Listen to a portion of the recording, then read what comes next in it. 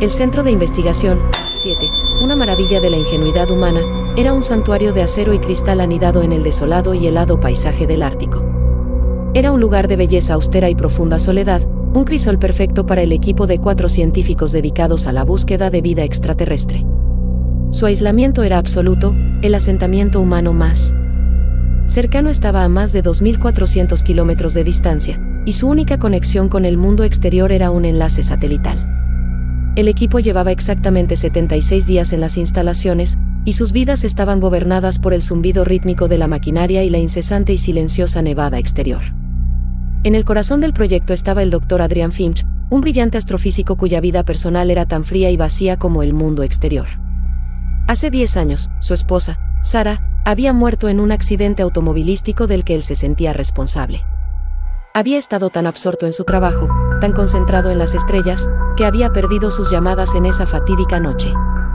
La culpa era una compañera constante, un peso silencioso que llevaba a la soledad del espacio. Su equipo era una colección de mentes igualmente brillantes y atormentadas. Lily, la experta en telecomunicaciones, tenía solo 25 años pero cargaba con el peso de la muerte de su hermana menor, una tragedia que no pudo evitar. Marcus, el cibernético, era un hombre de lógica y razón, pero estaba atormentado por su última y amarga discusión con su padre, quien había muerto solo un mes después. Y Jack, el técnico curtido, albergaba un secreto de su pasado militar, un momento de cobardía que había costado la vida a otros. Todos estaban allí para escapar de algo, para enterrar sus arrepentimientos terrenales en la inmensidad del cosmos. La monotonía se rompió a las 3:17 del día 77. Adrián estaba sentado solo, mirando una carta estelar, cuando una alarma sonó en su consola. Una señal entraba, una onda electromagnética diferente a todo lo que habían detectado. No era un pulso cósmico natural, era un mensaje estructurado y complejo, cuyo origen se remontaba a un punto mucho más allá de su universo conocido. La firma de la señal era un patrón fractal, un tapiz de datos hermoso pero alienígena, que parecía desafiar las leyes de la física. Adrián, un hombre de ciencia, sintió un temblor inusual de pavor al mirar la pantalla. Sabía, instintivamente, que no se trataba de una simple onda de radio. Era algo antiguo, algo inteligente y algo que había estado esperando que lo encontraran. El equipo se reunió en el laboratorio principal, su emoción colectiva enmascaraba una creciente inquietud. Lily, con los dedos volando sobre la consola, intentó identificar la fuente de la señal. Sin embargo, su terminal simplemente mostraba un espacio en blanco que decía, origen, desconocido. Mientras tanto, Marcus trabajaba para descifrar el código. La señal no era un lenguaje en el sentido tradicional, sino una serie de pulsos rítmicos que parecían imitarlas. Descargas eléctricas de un cerebro humano. Su teoría era que no estaba destinada a ser leída, sino sentida. Era un mensaje biológico, no lingüístico. Durante los siguientes 17 días, el equipo trabajó sin descanso. Adrián, en su cámara de observación insonorizada, escuchó la señal a través de auriculares especializados. Empezó a sentir sus efectos casi de inmediato. Los primeros cambios fueron sutiles. Veía un destello del rostro de Sarah en el reflejo del cristal, un toque fantasma en su hombro. Lo descartó como un efecto secundario del agotamiento implacable. Pero pronto, los demás comenzaron a experimentar fenómenos similares. Lily, mientras trabajaba en la forma de onda de la señal, empezó a oír la risa de un niño en los pasillos vacíos. Vio a su hermana, una pequeña figura con un vestido blanco, jugando en la esquina de su laboratorio.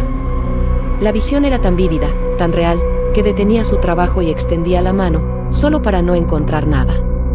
El fantasma de su hermana se volvía, con ojos tristes y acusadores, y susurraba, «¿Pudiste haberme salvado, Lily?»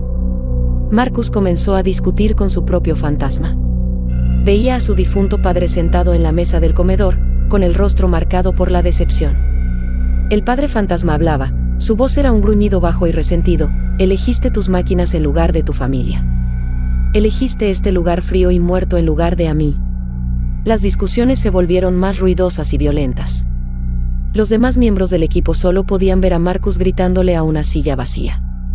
Jack, el técnico rudo y estoico, fue el más afectado.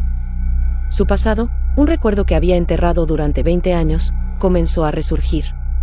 Veía los rostros de los soldados que murieron bajo su mando, sus bocas abiertas en gritos silenciosos. La culpa era tan abrumadora que empezó a dormir con un cuchillo debajo de la almohada, convencido de que vendrían por él. Adrián, al presenciar su deterioro, comenzó a reconstruir la aterradora naturaleza de la señal. No era una forma de comunicación, era un organismo parásito, un virus mental. No solo transmitía información, transmitía una conciencia que se alimentaba del arrepentimiento humano. Era un parásito mental, un ser que convertía los miedos más profundos de una persona en su realidad. La señal era una transmisión de un trauma puro y sin adulterar. El simple hecho de descifrarla era una invitación para que el parásito entrara en sus mentes y se diera un festín con sus penas más profundas. El Centro AC-7, que alguna vez fue un paraíso de descubrimiento científico, se había convertido en una prisión psicológica. El equipo, que alguna vez fue un frente unido, ahora era un grupo de individuos aislados y aterrorizados. La señal los había puesto unos contra otros, usando sus pasados como arma. Adrián observaba desde su sala de observación, con el corazón como una piedra en el pecho. Su propio tormento por Sara se estaba volviendo más agresivo. Ya no solo aparecía, lo tocaba, sus manos estaban frías como el hielo. Susurraba palabras crueles y vengativas que resquebrajaban su cordura. Me elegiste a tu trabajo en lugar de a mí, le siseaba. Ahora estás pagando el precio. Marcus, ahora completamente desquiciado, estaba convencido de que el resto del equipo era un producto de su imaginación. Cerraba puertas y apagaba sistemas, tratando de atrapar a los fantasmas de su padre y el resto de la tripulación. Su mente, una vez brillante, ahora era un desorden caótico de circuitos y paranoia autodestructiva. Veía a Adrián como un espíritu malévolo, una extensión de la voluntad del parásito. Lily, atormentada por su hermana, fue atraída a la sala del reactor, donde la voz de la niña resonaba en las paredes. Estaba convencida de que su hermana estaba atrapada dentro del núcleo e intentó alcanzarla. Jack, mientras tanto, estaba en la armería, convencido de que los fantasmas de sus compañeros soldados intentaban entrar. Era una bomba de tiempo a punto de estallar, esperando una oportunidad para contraatacar. Los sistemas de energía de las instalaciones, bajo el caótico control de Marcus, comenzaron a fallar. Las luces parpadearon, la temperatura bajó y el enlace satelital, su única conexión con el mundo, se cortó. El aislamiento ya no era una elección, era una prisión. Adrián, el único que quedaba con una pizca de cordura, sabía que tenía que actuar. La señal se estaba amplificando. Su presencia ahora era una fuerza física, un peso tangible de pavor y desesperación. Sabía que el parásito estaba usando sus mentes como batería, extrayendo poder de su dolor para hacerse más fuerte. Tenía que cortar la conexión, matar la señal en su origen. Adrián, luchando contra las caricias escalofriantes del fantasma de Sara, se dirigió al nivel inferior donde se encontraba el generador principal. Los pasillos eran una pesadilla.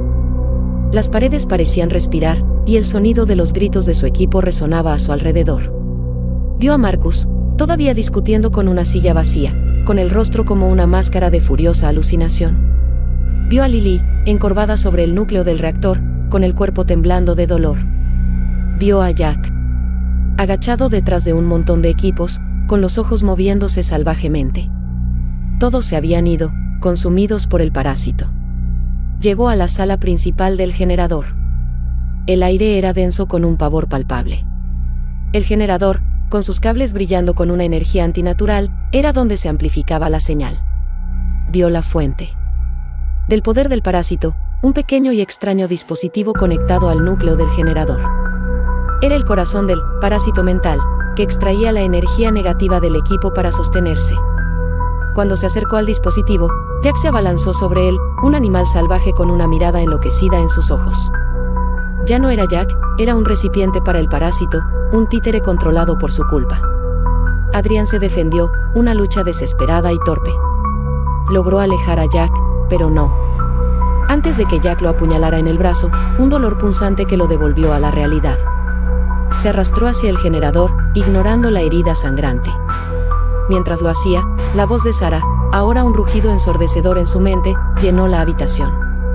Me fallaste. Les fallaste. Ni siquiera puedes salvarte a ti mismo ahora. Las voces de Lily, Marcus y Jack se unieron, una cacofonía de sus arrepentimientos y gritos. Alcanzó el dispositivo, con los dedos temblorosos.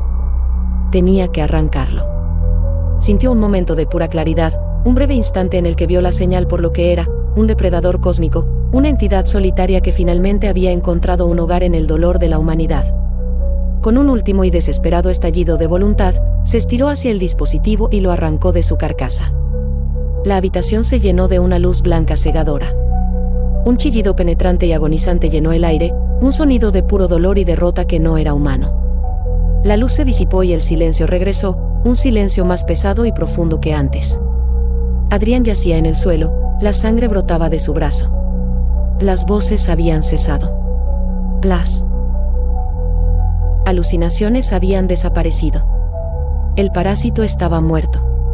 Había ganado. Pero al mirar los cuerpos de su equipo, las cáscaras vacías de las personas que no había logrado salvar, supo que él también era la víctima final. Estaba solo, y pasaría el resto de sus días atormentado por el recuerdo del parásito, un fantasma que nunca lo dejaría. La señal se había ido, pero el eco permanecía, un monumento a un silencio cósmico que era más aterrador que cualquier sonido.